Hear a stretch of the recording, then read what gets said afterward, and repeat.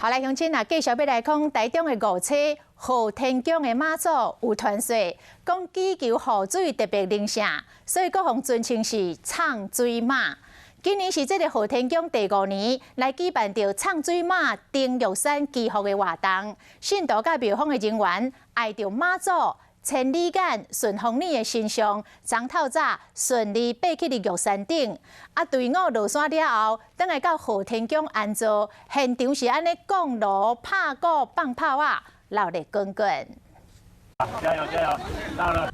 爱妈祖形象，宫顶的信徒透早就出发，总算登上玉山的珠峰。昨天山下一直在下雨，今天出大景了。 宫顶的队员拢到位啊，玉山的山顶嘛开始出日头，大家有够欢喜，辛苦总算有代金。我们不管是排云的队伍，或者是单攻的队伍哈，都已经陆续攻顶了哈。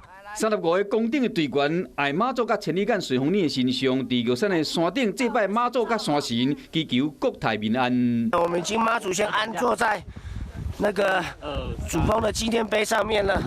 台中5车昊天宫的妈祖，因有民众传说讲，祈福真灵社，被称之为唱水妈。今年唱水妈第5摆登上玉山祈福，这是地方的大代志。队伍落山了，回到昊天宫安坐，现场拢是锣鼓炮啊声，真闹热。